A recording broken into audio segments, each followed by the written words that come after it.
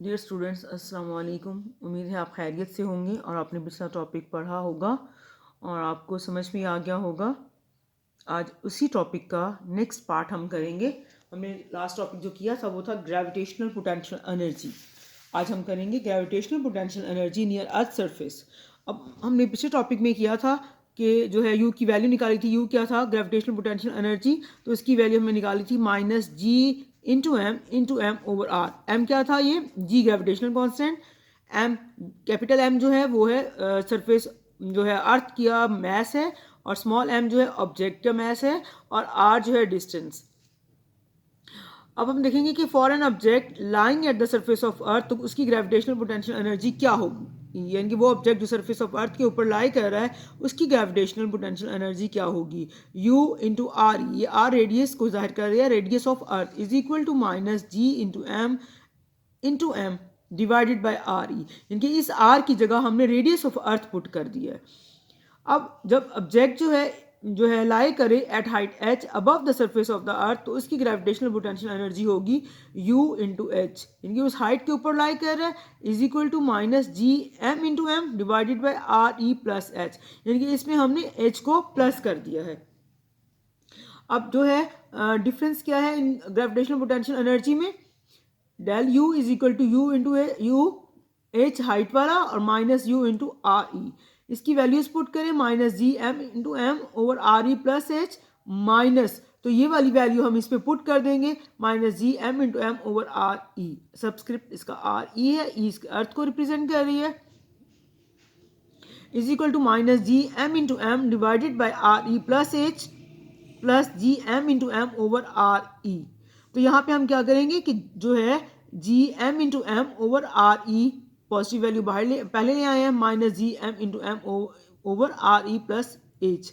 अगर हम इनको कॉमन निकालें g/m को, तो अंदर आ जाएगा 1/r e minus 1/r e plus H. अब इसको कैलकुलेट करेंगे तो हमारे पास जो है यहाँ पे g/m over R E plus H जरा R E divided by R E आ गया है।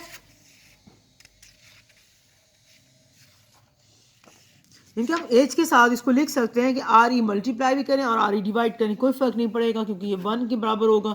तो हम इसको इस तरह एच के साथ जो है लिख सकते हैं। यहाँ पे del U is equal to g/m over R E हमने कॉमन निकाल लिया दोनों में से, तो जो है 1 माइनस क्या बच गया अंदर हमारे पास। देखिए अब यहाँ पे देखिए लास्ट हमने क्या किया कि g/m ओवर आर ई कॉमन निकाला, तो कॉमन निकालने से यहाँ 1 रह गया, माइनस ये भी कॉमन निकल गया, तो हमारे पास जो है वो रह गया 1 minus 1 by H by R E, 1/1 plus H by R E. तो यहाँ पे इसको 1 plus H by R E को ऊपर ले जाएं तो इन्वर्स हो जाएगा। बाइनोमियल थ्योरम अप्लाई करेंगे इस टर्म के ऊपर, 1 plus H by R E whole inverse. तो इस पे बाइनोमियल थ्योरम अप्लाई करें तो 1 minus H by R E plus जितनी भी टर्म्स आएंगे उनको हम निगलेक्ट कर देंगे बाइनोमियल थ्योरम में, is equal to 1 minus H by R E. अब यहाँ पे जो इसकी वैल्यू निकली है हमारे पास 1 plus H by R E whole inverse, इसकी वैल्यू जो निकली है वो हम इस इक्वेशन नंबर 4 में पुट कर देंगे। तो ये क्या है? Del U is equal to g/m over R E into 1 minus H by R E is equal to g/m over R E into 1 minus 1 plus H by R E.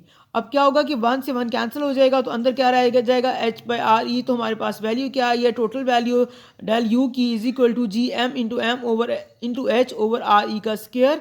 तो M G किसके बराबर है? g/m over R E का square. तो यहाँ पे हम g/m by R E का स्क्वायर जो है इसकी जगह हम एम जी पुट करेंगे, तो हमारे पास आ जाएगा del U is equal to M G H. ये हमारे पास रिक्वायर्ड रिलेशन है, यानी कि ये ग्रेविटेशनल पोटेंशियल एनर्जी है near the surface of earth. अब हमारे पास नेक्स्ट टॉपिक है एस्केप वेलोसिटी। एस्केप वेलोसिटी आप लोगों ने फर्स्ट ईयर में पढ़ा हुआ है इसको, तो हम अब इसको देखेंगे कि जो है एस्केप वेलोसिटी जो है वो क्या होती है। सबसे पहले इसकी डेफिनेशन देखेंगे कि क्या है कि the initial speed of an object with which it goes out of the earth's gravitational field is known as escape speed.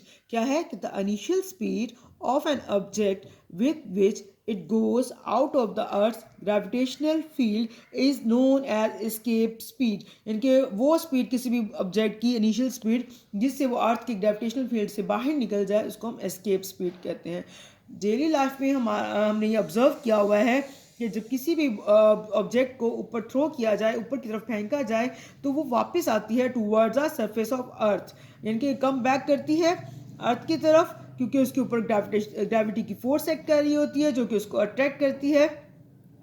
Downward direction में वो आती है वापस। इस अगर इनिशियल स्पीड बढ़ाते जाएं ऑब्जेक्ट की, तो उसकी जो है वो ग्रेटेस्ट हाइट पे चला जाएगा।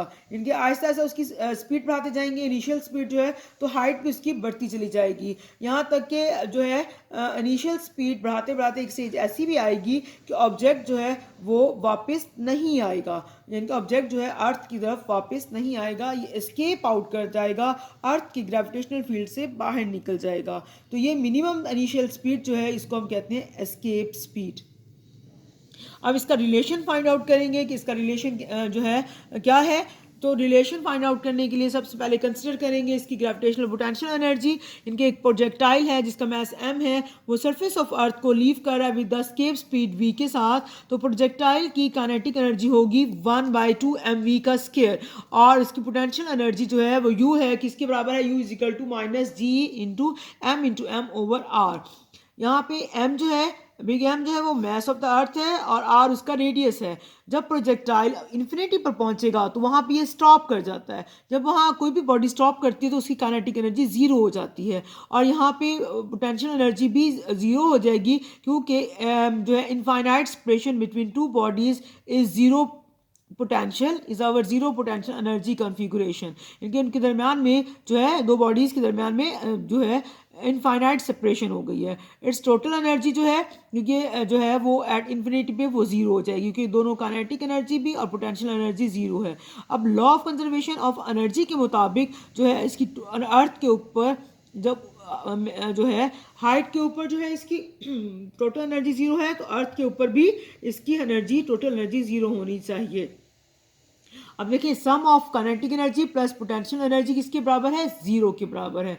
तो 1/, अब ये हमारे पास जो क्या है काइनेटिक एनर्जी की वैल्यू पुट करेंगे 1/2 mv का स्क्वायर प्लस u की वैल्यू है -g into m over r।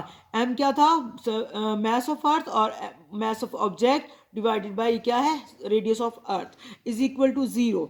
अब 1/2 mv का स्केयर ये नेगेटिव टर्म है, उसको हम इक्वेशन के दूसरी साइड पे ले जाएंगे, पॉजिटिव हो जाएगी, तो g m into M divided by r। अब यहाँ से स्मॉल m कैंसिल हो जाएगा, 2 उधर मल्टीप्लाई कर दें तो हमारे पास v स्केयर की वैल्यू आ जाएगी, v square is equal to 2gm divided by r। अब v स्केयर ख़त्म करने के लिए हम स्क्वायर रूट ले लेंगे दोनों साइड से, तो v की वैल्यू आ जाएगी v is equal to 2gm over r, और स्क्वायर रूट आ गए।